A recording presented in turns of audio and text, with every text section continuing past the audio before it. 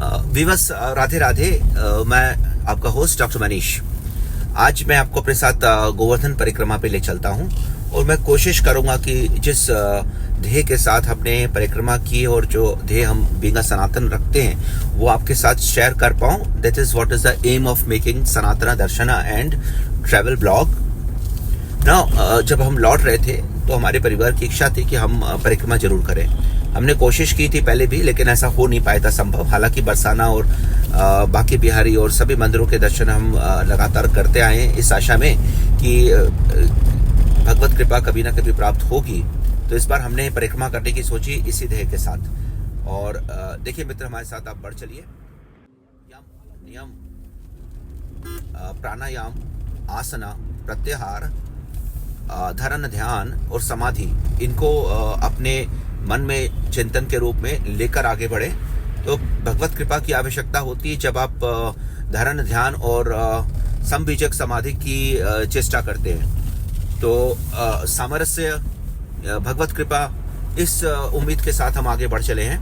देखिए, दानघाटी जिसकी शुरुआत होती है, ये दानघाटी या स्वामीनारायण जो मंदिर है, इसमें आप दर्शन करिए और दर्शन करने के बाद यहाँ से आप शुरुआत करिए।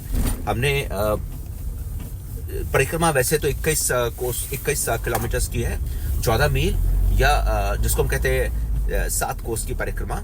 इसमें शुरुआत में आप जहाँ से एंटर करते हैं वहाँ से आप खत्म करते हैं। कोशिश करिए, आपको बहुत सारी ऐसे स्थितियां मिलेंगी जो आपको टेंशन देंगी, स्ट्रेस पैदा करेंगी। बहुत से लोग आप पसंद नहीं करते होंगे, वो आपसे आएंगे, आपके पास कुछ मांगेंगे, तो आप उससे इरिटेबल ना होकर आप ईश्वर का नाम जपते रहें और जो कर सकते हैं करें और शांति से चलते पड़े। तो प्रेम भाव और शांत भाव और लगातार धरण ध्यान की कोशिश करना ही आपका मुख्य एम होना चाहिए। टूरिस्ट आ सकते हैं, लेकिन टूरिस्ट जिज्ञासु के रूप में ज़्यादा बेहतर, otherwise there is no sense of coming here. देखिए, ये परिक्रमा जो है ये चारों तरफ लगाई जाती है हमारे गिरिराज की। गिरिराज एक तरीके के श्री कृष्ण का ही एक शरीर का ही एक अंग के रूप में हम पूजा करते हैं, इसलिए उसके ऊपर चढ़ना हम सनातनी पसंद नहीं करेंगे। तो हम चारों तरफ से उसकी परिक्रमा करते हैं। और छोटी परिक्रमा जो हमने आज समय कम होने के कारण रात तक पहुंचे और छोटी परिक्रमा हमने शुरू की और वो दानघाटी के मंदिर के साथ शुरू की है। और बहुत से लोग दंडवत भी इस परिक्रमा को करते हैं, मतलब लेट के साष्टांग होकर, और उस प्रणाम के साथ उनको 7-8 दिन का वक्त लग सकता है। बहुत से लोग दुग्ध परिक्रमा भी करते हैं और जिसमें वो हाथ में उनके साथ एक असिस्टेंट रहता है या कोई साथ का होता है जो दुग्ध भरता रहता है उनके पात्र में, और पात्र में छोटा सा छेद से परिक्रमा में हम दूध हल्का सा निकलता रहता है। वो भी जब आप मनोकामना करते हैं। लेकिन मेरे ऐसे जिज्ञासु जो ईश्वर की धरण ध्यान से जुड़े हुए चेष्टा कर रहे हैं, उनके लिए सिंपल भगवान का जप ही काफ़ी है, क्योंकि ये अपने में ही बहुत ही शुभ जगह है। और अब हम जा रहे हैं छोटी परिक्रमा की ओर। आगे से दाएं की तरफ से ये परिक्रमा शुरू होगी। ठंडक है और ठंडक है यहाँ पे। और यहाँ से हमने शुरुआत की। नियम 1 की जहाँ से आपने शुरुआत की वहीं पे आपको ख़त्म करना है। जूते चप्पल ना पहन के चलें। तो हमने शुरुआत यहाँ की कर दी है और हम चल पड़े हैं। अब पहला जो स्थान आता है वो दैट्स कॉल्ड राधा कुंड।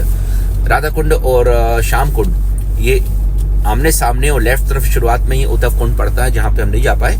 लेकिन हाँ, राधा कुंड पे हमारी एंट्री हुई है और आप देख सकते हैं। और मेरे साथ चलिए, देखिए चारों तरफ क्या धूमधाम है, क्योंकि भगवा सबके हाथ में। श्री कृष्ण भगवान को जप करते हुए हम यहाँ तक पहुंचे थे और पूरा माहौल ही वृंदावन का श्री कृष्ण भगवान से भरा हुआ है, राधा माता के प्रेम से भरा हुआ है, बरसाना के प्रेम से भरा हुआ है। तो आप चलते रहिए मेरे साथ। अब रात का वक्त है, चल रहे हैं लगातार, और बहुत सारे वानरों की आवाज भी आ रही है, कीड़ों की आवाज आ रही है। बहुत सारे मंदिर है जो रात में भी खुले हुए हैं, घंटे बज रहे हैं, आप वहाँ पे दर्शन कर सकते हैं। और लगभग ब्रजवासियों का कहना है कि 108 कुंड पड़ते हैं, लेकिन उसमें से जो मुख्य हमने देखे हैं उसमें श्याम कुंड और श्री राधा कुंड है और कुसुम सरोवर है। और इसकी जो अंत होता है वो भी मंदिर पे ही खत्म होता है।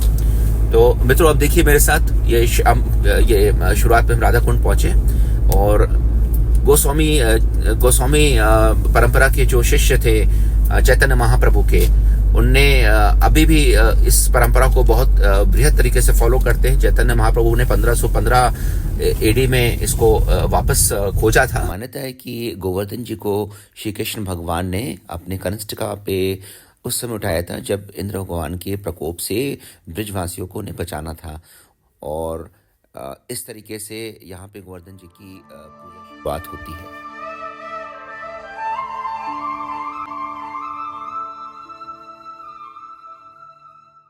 और तभी से हम इनको श्री कृष्ण भगवान की एक अपेंडेज मान के इनकी वैसे ही पूजा करते हैं। और भी बहुत सारी मान्यताएं प्रचलित हैं, लेकिन ये मुझे लगा कि आपसे शेयर करूं। और अब देखिए, मैं सामने श्याम कुंड की तरफ गया हूं और वहां पे भी हमने जो भी पूजा अर्चना की है उसको किया है। और चारों तरफ देखिए बहुत प्यारा नज़ारा है। और मैं तो कहता हूँ कि अगर आप लोग पति पत्नी हैं, कपल्स हैं, तो शांत भाव से यहाँ पे आइए और आते ही रहिए, बहुत अच्छा लगेगा आपको और मन शांत रहे। तो श्री राधा कुंड और श्याम कुंड हमारे छोटी परिक्रमा में चलते हुए सदन पार्ट पे मिलते हैं, आरती विलेज में। और सेंटर में श्री गोवर्धन जी शिला जो कि जिह्वा के रूप में है, उसके दर्शन होते हैं। श्याम कुंड और राधा कुंड दोनों ही बहुत ही अलौकिक हैं। ऐसा माना जाता है कि दिन के समय श्री राधा जी, श्री नाथ जी, इन दोनों के ही भव्य मिलन होते हैं और वृंदा माता इस समय उपस्थित रहती हैं। अलौकिक स्थिति के लिए पवित्र मन के साथ ऐसी मान्यता है कि आपको उनकी स्थिति महसूस होगी। और अर्धरात्रि में ये पहला स्थान है जहाँ पे आप डुबकी लगा सकते हैं आचमन करने के बाद। और जितने भी अनुष्ठान होते हैं वो राधा कुंड में पाए जाते हैं। ऐसा माना जाता है कि 5000 साल पहले जो वज्रनाभ थे, प्रपुत्र श्री कृष्ण भगवान के, उनने इनको डेवलप किया था और 16वीं सेंचुरी में चैतन्य महाप्रभु ने वापस इनको रिबिल्ड किया। और ऐसी मान्यता है कि श्री राधा जी ने जब श्याम कुंड को देखा, श्री कृष्ण भगवान ने श्याम कुंड में ही अहिष्टासुर राक्षस का वध किया था, जो कि बैल के रूप में, बछड़े के रूप में वहां पे उपस्थित हुआ था। इसके बाद राधा जी ने भी एक कुंड का निर्माण किया उनकी सखी ने मिलके, और वो राधा कुंड कहलाया। सेंटर में कनक कुंड है जो श्री राधा रानी ने डायरेक्टली बनाया था। वो सेंटर में चारों तरफ से दीवार है उसके।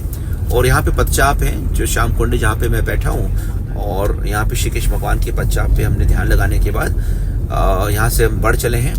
और अब ये कुसुम सरोवर है। कुसुम सरोवर में शिवलिंग है, लेकिन हम दर्शन नहीं कर पाए। राजस्थान की रॉयल फैमिली इसको अभी मैनेज करती है। और अब ये लास्ट स्थान है हमारे परिक्रमा के।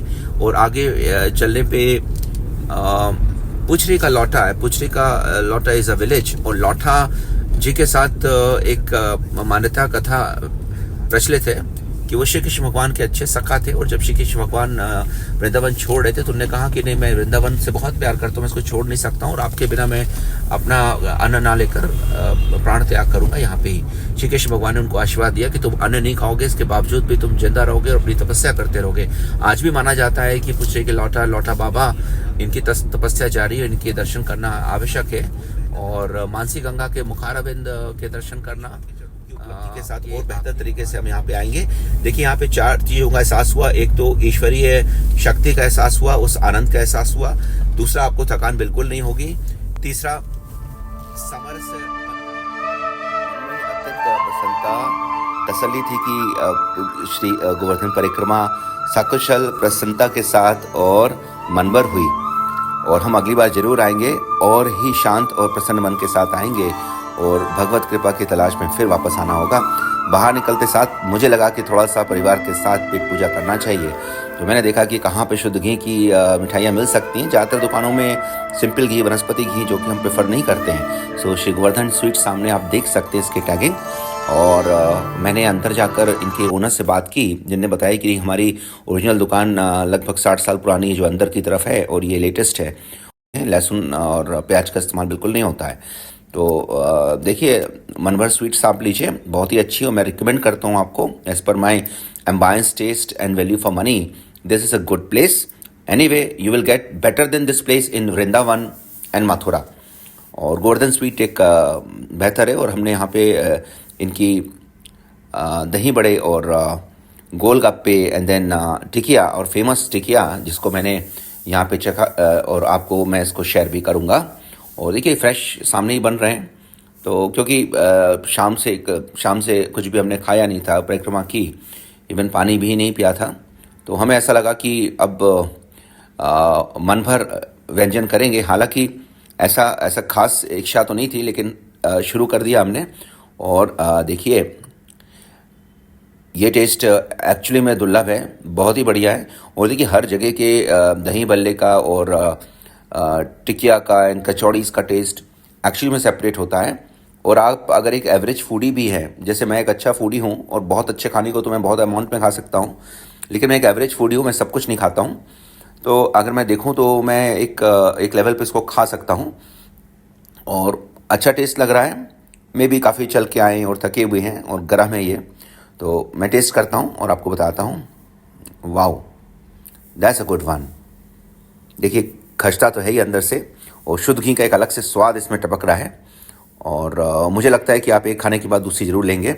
और मैं इसको वापस चखता हूँ और देखिए, टेस्ट तो काफ़ी अच्छा है। I will give value of 8 out of 10।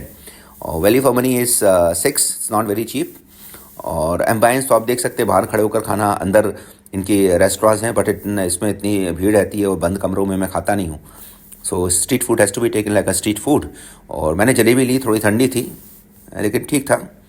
और टिकिया देखिए, हम गर्मा गर्म सामने बनवा रहे हैं और शुद्ध घी में बन रही है। सबसे अच्छी बात यही है कि भाई, घी देख कर ही मुझे लगता है कि नहीं, ठीक है, खाने लायक है। तो irrespective of bookish value of calories in ghee, ghee is the future best of the oil we prefer. तो मित्रों, मेरे साथ बने रहने के लिए आपको राधे राधे। और आप अपने परिवार के साथ और इसके बारे में पूरी तरीके से जानकारी लेकर राधे राधे करते हुए परिक्रमा करिए और आपको उस आनंद के ज़रूर अनुभव होंगे। और हमारी तलाश जारी है, हम वापस आएंगे और भी अलग अलग सनातन धाम जाएंगे। आप हमारे साथ बने रहिए और मुझे आखिर तक देखने के लिए आपके अंदर बैठे राधा कृष्ण को नमः। और आप इसे ज़रूर शेयर करें और 100% बेल आइकन हिट करके हमें लाइक करें। Give us a healthy comment, what best we can do for you. दोस्तों, राधे राधे।